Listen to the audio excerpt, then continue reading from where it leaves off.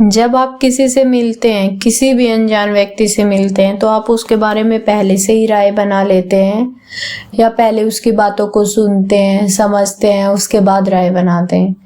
वैसे तो हम में से बहुत सारे लोग ऐसे होते हैं। ये एक ह्यूमन टेंडेंसी है कि अगर हम किसी से भी मिलते हैं तो पहले से ना कुछ धारणाएं हम अपने मन में बना लेते हैं कि वो ऐसा होगा, क्या पता वो वैसा होगा, उसका नेचर ऐसा होगा, उसका नेचर वैसा होगा। तो इसी से मिलती जुलती गौतम बुद्ध की एक सीख हम चलिए सुनते हैं। बुद्ध अपने शिष्यों को अलग अलग घटनाओं की मदद से उपदेश दिया करते थे। उनका एक शिष्य ऐसा था जो किसी से ज्यादा कुछ नहीं बोलता था। वो सिर्फ अपने काम पर ध्यान देता, काम पूरा होने के बाद एकांत में चला जाता। वह हमेशा ध्यान में बैठा रहता था।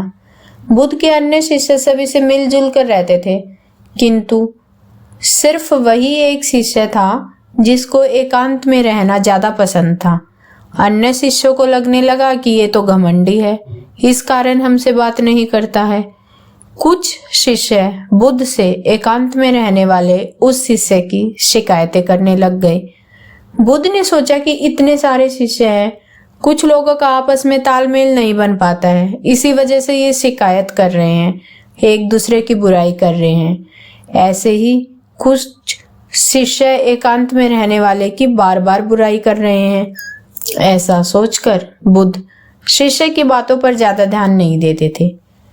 धीरे धीरे उस एकांत में रहने वाले शिष्य की बुराई ज्यादा होने लगी। बुद्ध के पास उस शिष्य की शिकायतें और ज्यादा पहुंचने लगी। तो बुद्ध ने सोचा कि इस शिष्य से बात करनी होगी, उसके लिए इतनी सारी शिकायतें क्यों आ रही हैं। एक दिन बुद्ध ने एकांत में रहने वाले शिष्य से पूछा, तुम ऐसा क्यों करते हो? सभी लोग तुम्हारी शिकायतें कर रहे हैं। उस शिष्य ने कहा कि तथागत, आपने घोषणा कर रखी है कि कुछ दिनों में आप ये संसार छोड़ देंगे, तो मैंने ये तय किया है कि जब तक आप यहाँ हैं मैं आपसे एकांत और मौन का महत्व समझ लूं। आपके बाद मुझे इन बातों को कोई और कैसे समझाएगा। शिष्य की बातों को सुनकर बुद्ध ने अन्य शिष्यों से कहा कि तुम सभी इस शिष्य की गलत शिकायतें कर रहे हो। तुम लोगों ने इसे जाने बिना इसके बारे में अपनी गलत राय बना ली है। तुमने देखा कुछ और समझा कुछ। तुम सभी की आदत है कि दूसरों को गलत तरीके से परखते हो।